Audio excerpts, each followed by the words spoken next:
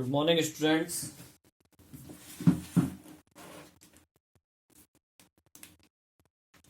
आज का टॉपिक है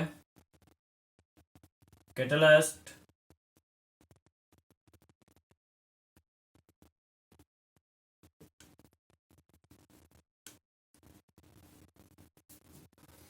कैटलिस्ट क्या होता है? देखिए, कुछ कंपाउंड्स ऐसे हैं। फर्स्ट ऑफ तो मैं आपको बताऊं कि जो कैटलिस्ट के बारे में जो ब्रिजिलियस ने सबसे पहले बताया था कि जो केमिकल रिएक्शंस होती हैं उनमें कुछ कंपाउंड्स ऐसे हैं कि केमिकल रिएक्शन की जो रेट है उसको इंक्रीज कर देते हैं या डिक्रीज कर देते हैं। मीन्स की रेट ऑफ केमिकल रिएक्शंस को चेंजेज करते हैं, बट वो खुद जो है उनमें कोई चेंजेस नहीं होता। वो रिएक्शन में पार्टिसिपेट नहीं करते हैं, केवल रिएक्शन को कंप्लीट कराते हैं, उसकी वेलोसिटी को चेंज करते हैं।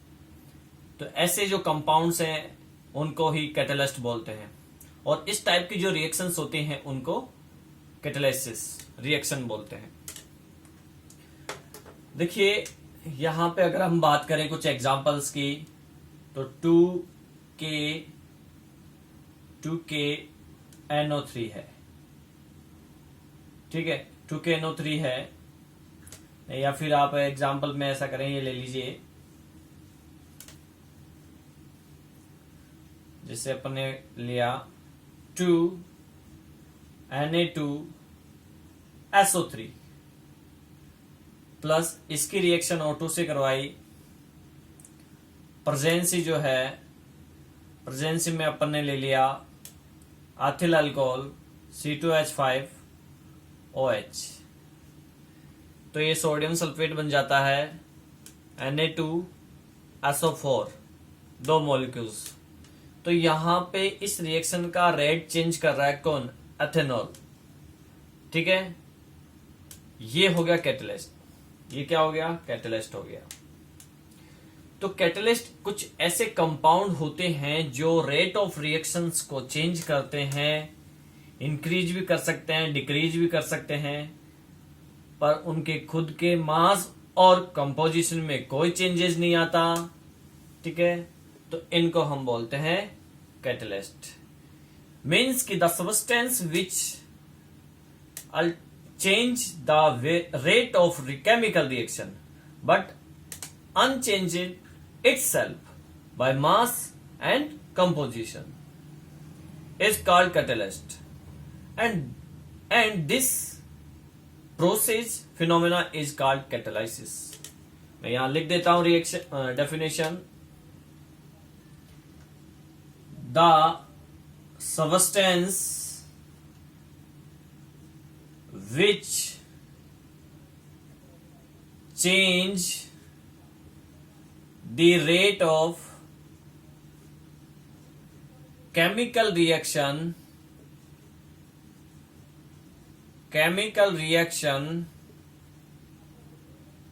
but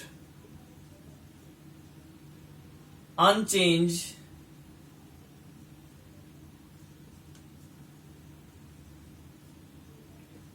itself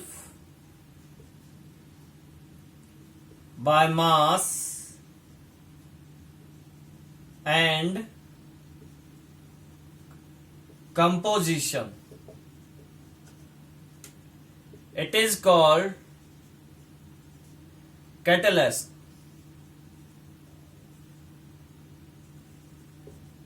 And this process is catalysis.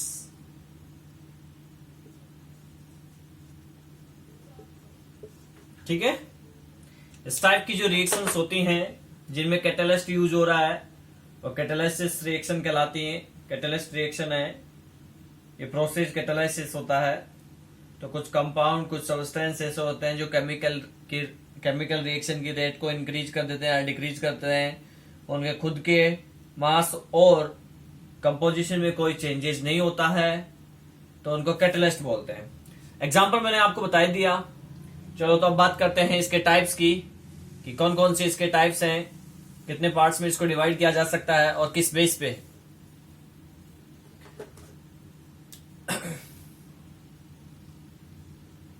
Types of catalyst.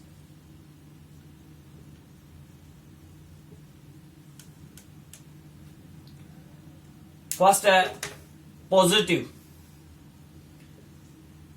Positive catalyst और एक होता है नेगेटिव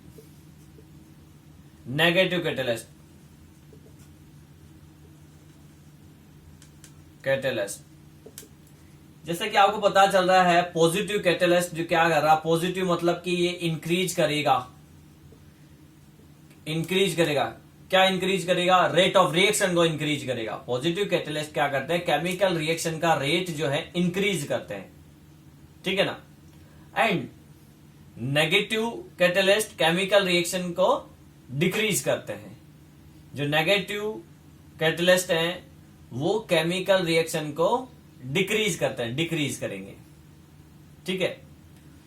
तो ये तो रेट को क्या करेंगे? इंक्रीज करेंगे, वेलोसिटी को इंक्रीज करेंगे और ये करेंगे डिक्रीज। क्लियर?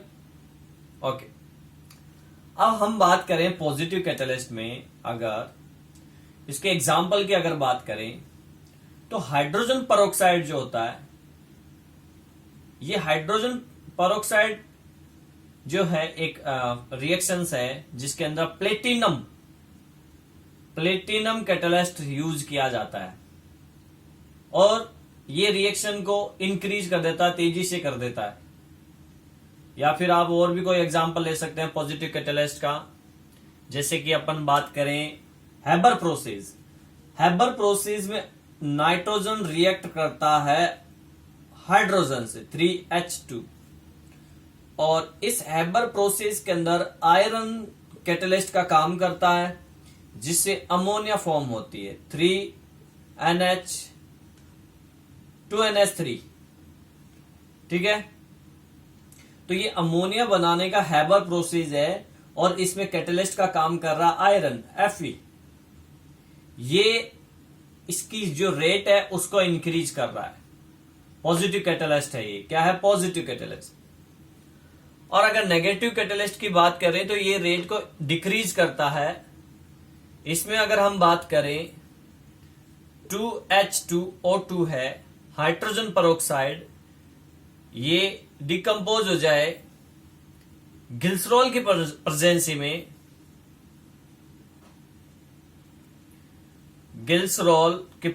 में, ये कन्वर्ट होता है water molecule H2O and O2 में। तो ये रेट को क्या कर रहा है? स्लो कर रहा है। ग्लिसरॉल क्या कर रहा है? इस रिएक्शन को स्लो कर रहा है। तो ये नेगेटिव कैटलिस्ट हो गया। अगर इसी रिएक्शन में हम इस रिएक्शन को यहां पे लें 2H2O2 और प्रेजेंसी ले लें प्लेटिनम की, देन ये रिएक्शन क्या हो जाएगी? फास्ट हो जाएगी, ठीक है ना। तो 2H2O प्लस O2 फॉर्म होगा, लेकिन प्लेटिनम की प्रेजेंसी में फास्ट हो गई, इट मीन्स ये पॉजिटिव कैटलिस्ट हो गया। और यहाँ पे ग्लिसरॉल क्या हो गया? नेगेटिव कैटलिस्ट हो गया इसी रिएक्शन के अंदर, ठीक है। तो ये था पॉजिटिव और नेगेटिव। थर्ड अगर बात करें थर्ड टाइप जो है कैटलिस्ट का, तो वह है ऑटो कैटलिस्ट।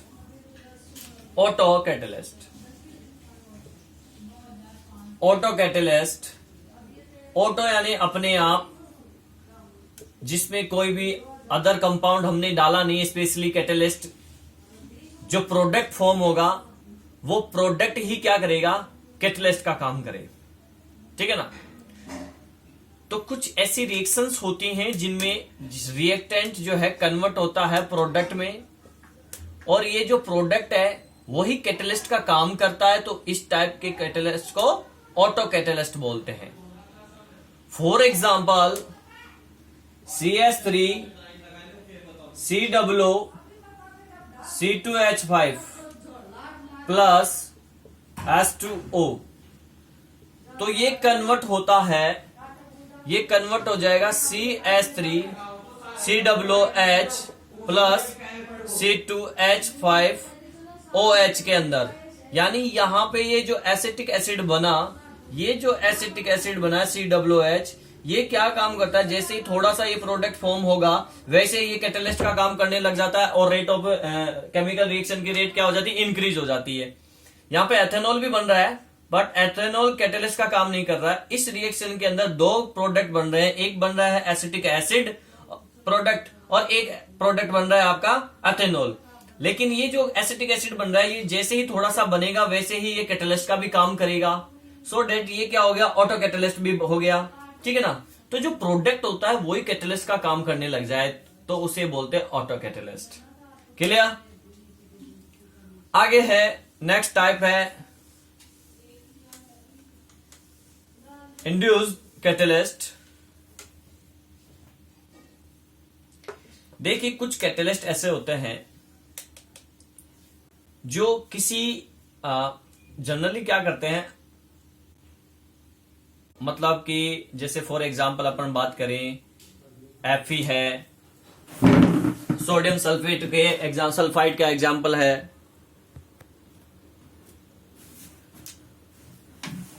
तो 4 टाइप है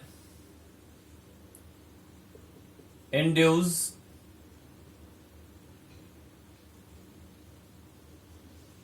कैटलिस्ट।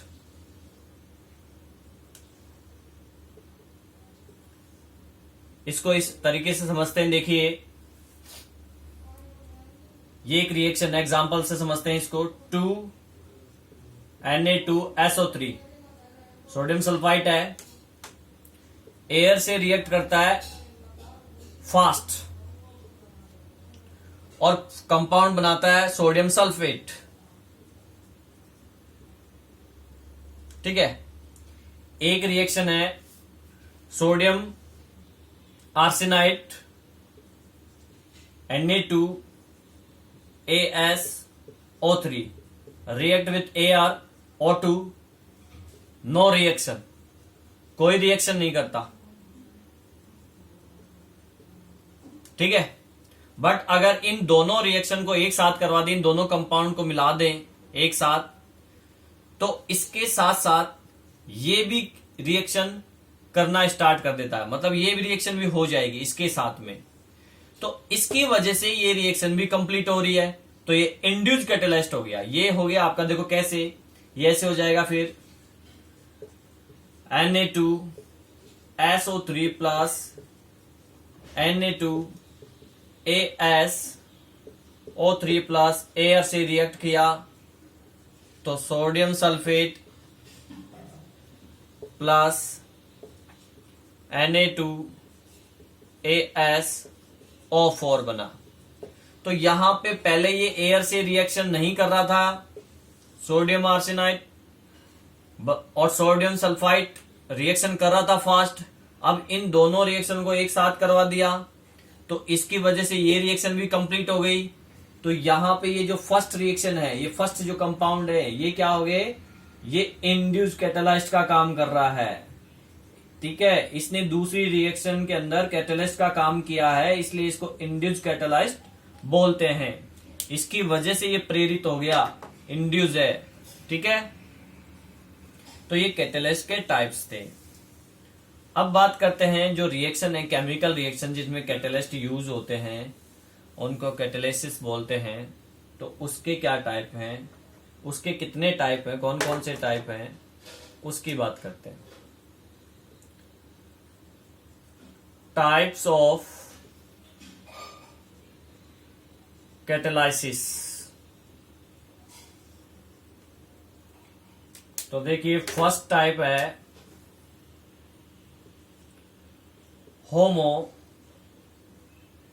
Homogeneous catalysis.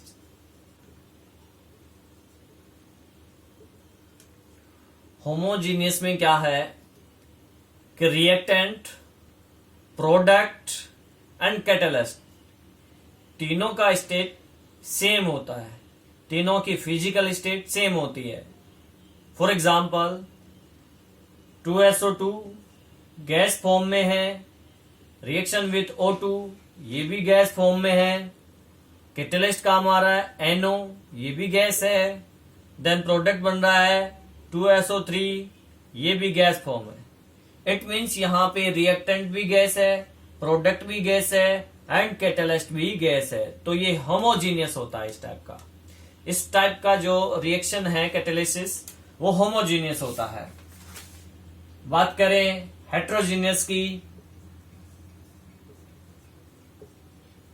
हेट्रोजीनियस, वो इसका उल्टा हो जाएगा catalysis.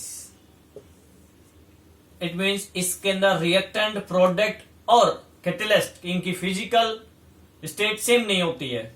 For example N2 plus 3H2 जो हैबर प्रोसेस है अमोनिया का, N2 प्लस 3H2 फॉर्म कर रहा है ammonia 2NH3।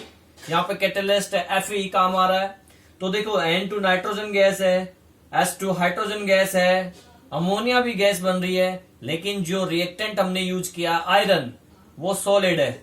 It means physical state इनकी सेम नहीं है तीनों की। तो ये हो इस टाइप की जो रिएक्शन होता है उसको बोलते हैं हेट्रोजीनियस कैटालिसिस। क्लियर? तो हेट्रोजीनियस कैटालिसिस है ये। अब देखिए आगे बात करते हैं अपन कैटलिस्ट का जो मैकेनिज्म है वो किस टाइप से कंप्लीट होता है हेट्रोजीनियस का, और कैटलिस्ट कैसे अपना काम करता है। तो इसको मैं सिंपली आपको एक एग्जांपल से बता देता हूं। टाइप्स तो इसके कंप्लीट हो गए हैं, मैकेनिज्म देखते हैं। देखिए मान लीजिए ये कोई रिएक्टेंट है A प्लस B और ये कैटलिस्ट है X। प्रोडक्ट बनेगा C प्लस D या CD, मान लीजिए प्रोडक्ट CD बनेगा। अब इसमें ये रिएक्शन कैसे करवा रहा है कैटलिस्ट, ये रिएक्शन मैकेनिज्म क्या है, इसका काम कैसे कर रहा है। फर्स्ट तो कुछ स्टेप्स हैं। फर्स्ट स्टेप में तो क्या होगा, फर्स्ट स्टेप में होगा कि ये कैटलिस्ट है X, इसके क्लोज आएगा रिएक्टेंट A एंड B, इसके लिए क्लोज आएगा। चलो ये क्लोज आया, तो अभी इसमें कोई भी क्लोज ही आया, केवल ये कोई बॉन्ड फॉर्मेशन या कुछ इस टाइप का अट्रैक्शन नहीं हुआ है। ये तो हो गया फर्स्ट स्टेप। सेकेंड स्टेप में क्या होगा कि ये कैटलिस्ट की जो सरफेस है उस पे आके एडजप्शन हो जाएगा इसका AB का, ये इसके ऊपर इसकी सरफेस पे आके बैठ जाएगा। जैसे ये कैटलिस्ट है X, तो इसकी सरफेस पे AB रिएक्टेंट आ चुका, यहां एडजप्शन हो गया है। ठीक है, ये हो गया सेकेंड स्टेप। थर्ड स्टेप में कैटलिस्ट जो है A और B के बीच में रिएक्शन करवा देगा। A एंड B के बीच में रिएक्शन करवा दी कैटलिस्ट ने, तो ये इंटरमीडिएट एक फॉर्म आ गया, इंटरमीडिएट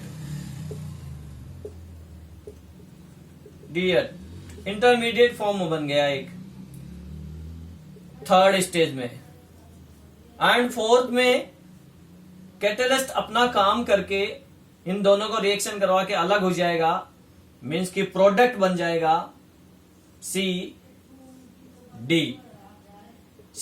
ये AB जो है कन्वर्ट हो गया CD में। ठीक है, एंड फिफ्थ में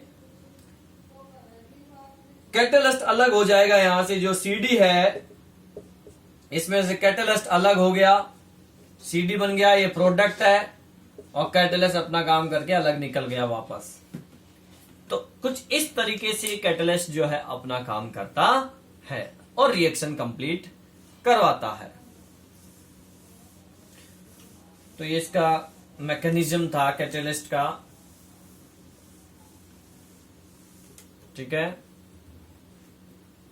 नेक्स्ट टॉपिक हमारा है वो भी कैटलिस्ट से रिलेटेड ही है, enzyme catalyst, catalysis, enzyme catalysis.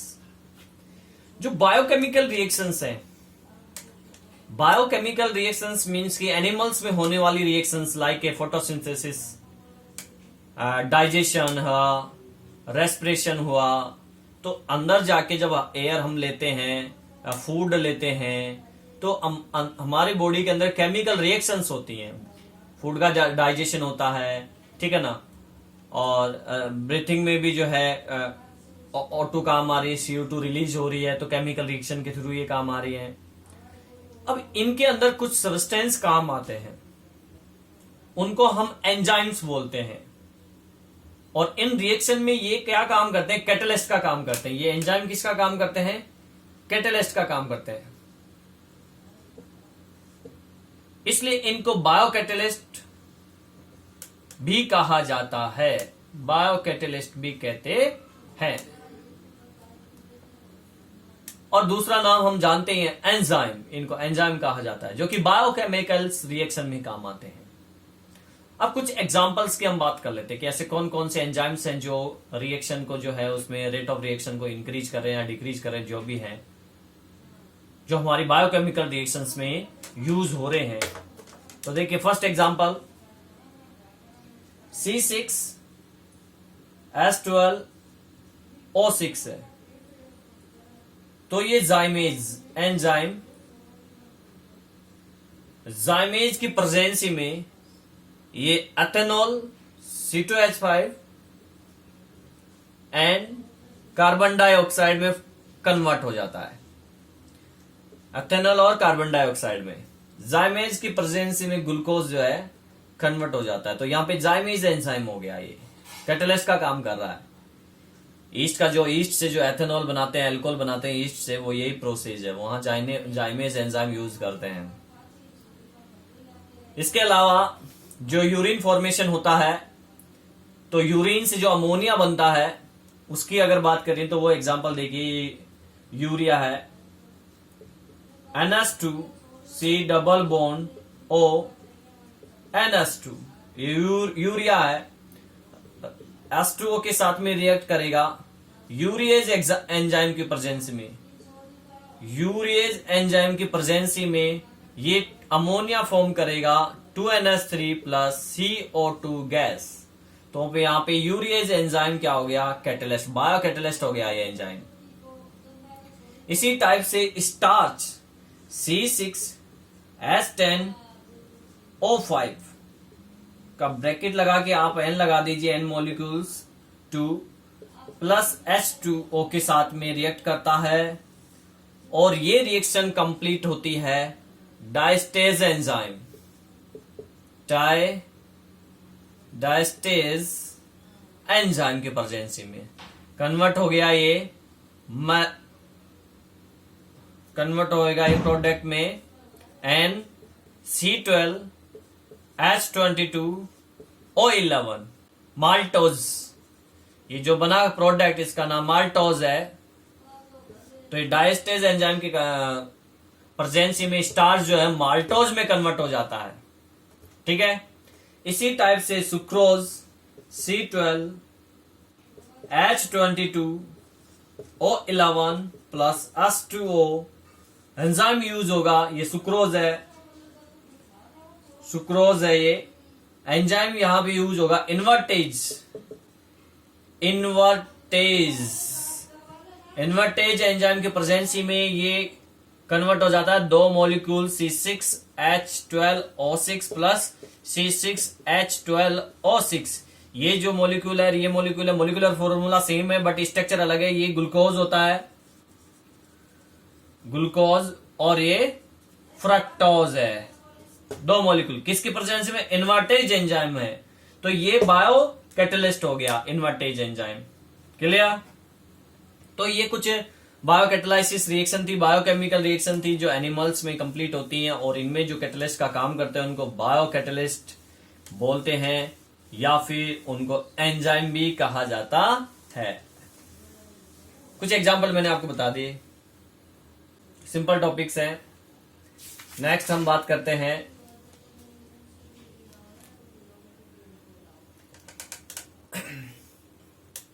Next topic हमारा है कि कुछ जो एंजाइम्स हैं, कैटलिस्ट के एंजाइम्स हैं, उनकी कुछ प्रॉपर्टीज की बात करें। Properties of enzyme, properties of enzyme catalysis. इसकी कुछ प्रॉपर्टीज है एंजाइम कैटालिसिस की, वो क्या है? तो देखिए, फर्स्ट प्रॉपर्टी है हाईली इफेक्टिव, हाईली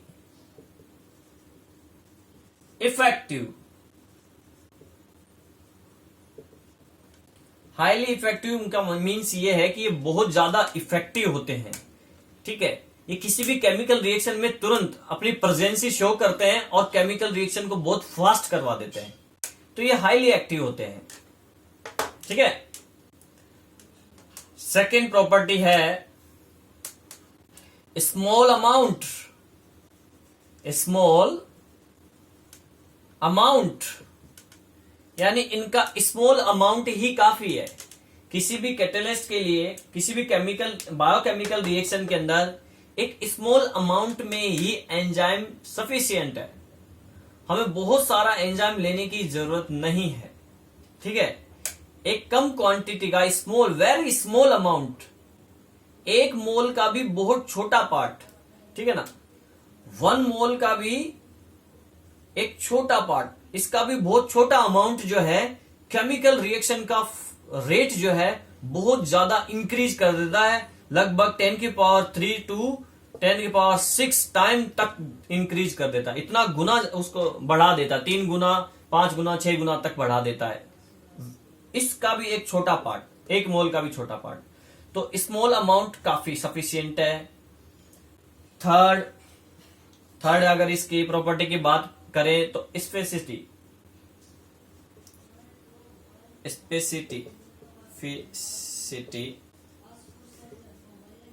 देखिए एंजाइम्स क्या होते हैं, स्पेसिफिक होते हैं, मींस कि एक एंजाइम एक ही रिएक्शन को कंप्लीट करवाएगा, ठीक है, सभी रिएक्शंस में काम नहीं आएगा। जैसे कि फॉर एग्जांपल मिल्क जो है वो लैक्टिक एसिड की प्रेजेंसी में, लैक्टोबैसिलस बैक्टीरिया जो होता है, लैक्टोबैसिलस या लैक्टिक एसिड में कर्ड में कन्वर्ट हो जाता है। तो यहां पे इस रिएक्शन के लिए ये ही कैटालिस्ट काम आएगा, दूसरा कैटालिस्ट नहीं आएगा। दूसरी रिएक्शन के लिए दूसरा कैटालिस्ट ही काम आएगा, ये कैटालिस्ट काम नहीं आएगा। फॉर एग्जांपल जैसे स्टार्च है, स्टार्च जो है माल्टेज की प्रेजेंसी में ग्लूकोज में कन्वर्ट हो जाता है, ठीक है, ग्लूकोज।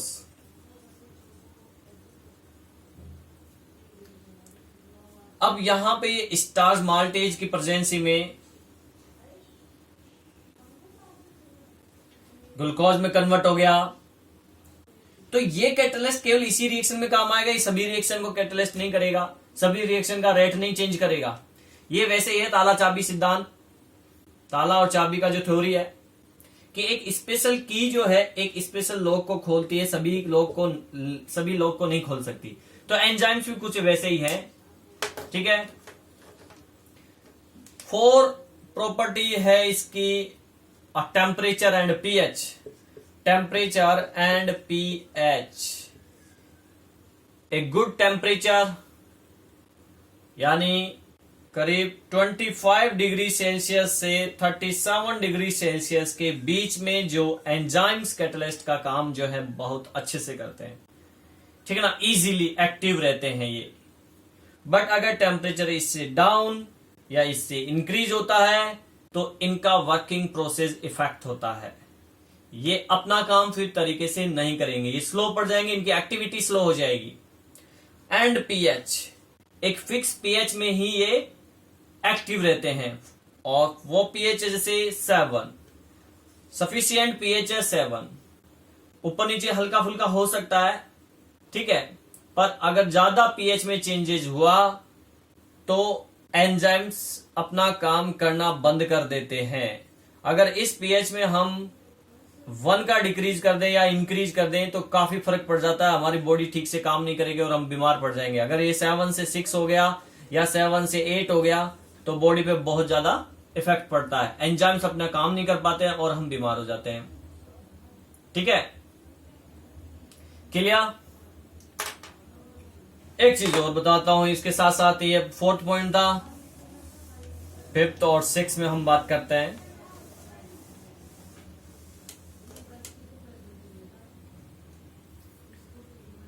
प्रमोटर।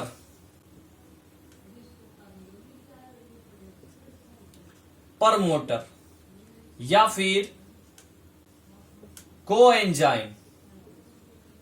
कोएंजाइम देखिए, कुछ कुछ आयंस ऐसे हैं जो एंजाइम्स को प्रमोट करते हैं। जैसे for example Na plus, Mn plus 2, Ca plus 2, Cu plus 2, Fe plus 3, Zn plus 2।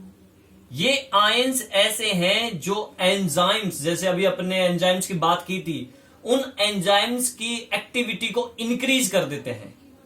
क्या कर देते हैं? एक्टिविटी को इंक्रीज कर देते हैं।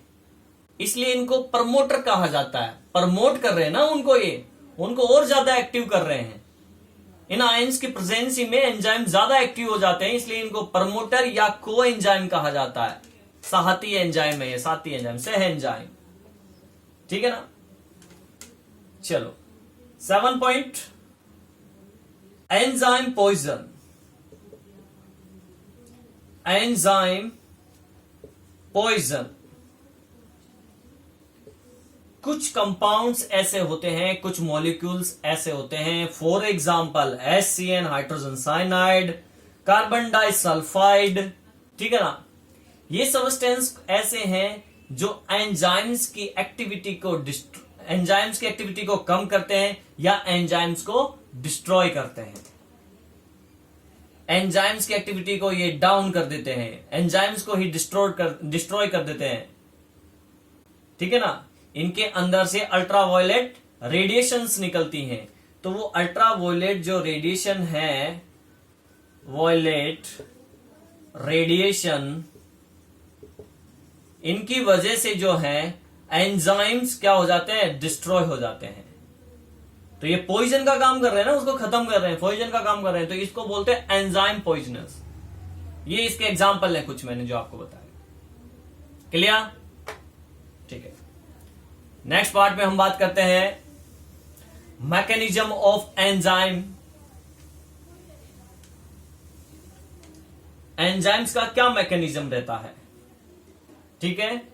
जैसे मैंने आपको बताया कि ये स्पेसिफिक नेचर के होते हैं, स्पेशल नेचर है, मतलब ये एक एंजाइम एक ही रिएक्शन को कैटलिस्ट करेगा, सभी रिएक्शन में काम नहीं आता है, ठीक है ना। की और लॉक का जो सिस्टम होता है, एक ही लॉक को खोलती है, सभी लॉक को नहीं खोल सकती है। तो कुछ इसी तरीके का एंजाइम्स में भी होता है कि एक एंजाइम एक रिएक्शन में काम आता है, सभी रिएक्शंस के लिए नहीं बना है, अलग अलग रिएक्शन के लिए अलग अलग एंजाइम है। फर्स्ट ऑफ क्या होता है कि जैसे मान लीजिए कि अपना कोई भी केमिकल रिएक्शन हो रही है, बायोकेमिकल रिएक्शन हो रही है हमारी बॉडी के अंदर, ठीक है। तो वहां पे क्या होता है कि ये एंजाइम है, क्लियर, ये एंजाइम है जो किसी भी रिएक्टेंट से, जो सब्सटेंस है उससे रिएक्ट करेगा। ये कैटलिस्ट है, ये सब्सटेंस है, तो ये फॉर्म करेगा ES। पहले तो एंजाइम और रिएक्टेंट दोनों आपस में मिल जाएंगे। सेकेंड स्टेज में क्या करेगा, ये एंजाइम इस रिएक्टेंट को कन्वर्ट कर देगा प्रोडक्ट में। ES कन्वर्ट हो जाएगा प्रोडक्ट में। तो E तो एंजाइम है और S क्या है? सब्सटेंस, रिएक्टेंट है, जो प्रोडक्ट में कन्वर्ट हो गया तो क्या हो जाएगा अब ये EP। देन अगले स्टेप में एंजाइम अपना काम करके अलग हो जाएगा E एंड प्रोडक्ट अलग हो जाएगा। तो इस तरीके से प्रोडक्ट फॉर्म हो गया। अब स्पेसिफिक नेचर मैंने जो आपको बताया है वो, इसको हम एक तरीके से समझते हैं। क्या होता है कि जो एंजाइम्स है, जैसे ये एंजाइम है, इसकी सरफेस पे कुछ इस तरीके की स्ट्रक्चर्स होते हैं जिसके कारण से एक स्पेशल कंपाउंड ही जो है इन पे अटैक कर सकता है, आके जो है एडजॉर्प्शन हो सकता है उसका, बाकी सब नहीं।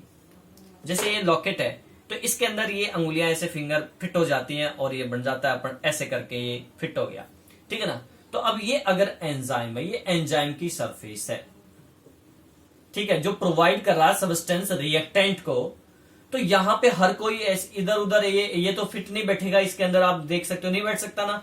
तो यहां पे सब्सटेंस की जो सरफेस है उसके लिए कुछ ऐसी है, सब्सटेंस की सरफेस ऐसी है। अब आप देख सकते हो ये सब्सटेंस है, रिएक्टेंट है मतलब, तो रिएक्टेंट की सरफेस ऐसी है, तो उसके लिए जो एंजाइम चाहिए वो भी कुछ ऐसा ही चाहिए ताकि उन दोनों में इंटरलॉकिंग हो सके और एक इंटरमीडिएट स्टेज आए। तो एंजाइम एंड रिएक्टेंट दोनों मिले तो इंटरमीडिएट स्टेज बनी, और ये दोनों हम इसको डार्क लाइन से शो कर देते हैं ताकि आपको डिफरेंस ध्यान रहे कि ये सब्सटेंस है। तो दोनों मिलेंगे तो ये बन गए दोनों एक दूसरे में मिलके एक इंटरमीडिएट कंपाउंड, ठीक है, ये इंटरमीडिएट कंपाउंड बन गया, ये इंटरमीडिएट कंपाउंड बन गया, क्लियर, ES ये रहा, ठीक है। देन अब क्या होगा, अब ये प्रोडक्ट में ये एंजाइम इसको ये रिएक्ट करेंगे और प्रोडक्ट में कन्वर्ट हो जाएगा। तो अब ये अभी तो है तो यहीं पे ये, ठीक है, अभी है यहीं पे, अलग नहीं हुआ है यहीं पे, लेकिन ये कन्वर्ट हो गया किसमें, प्रोडक्ट में, ये बन गया अब P और ये E, तो ये EP है, प्रोडक्ट है ये वाला। देन अब ये दोनों प्रोडक्ट, अब ये प्रोडक्ट अलग हो जाएगा, तो ये एंजाइम वापस अपनी फॉर्म में आ गया,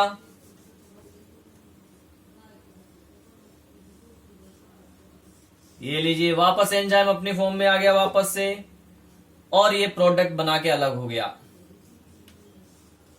दो प्रोडक्ट मान लीजिए, इसमें दो प्रोडक्ट बने हैं,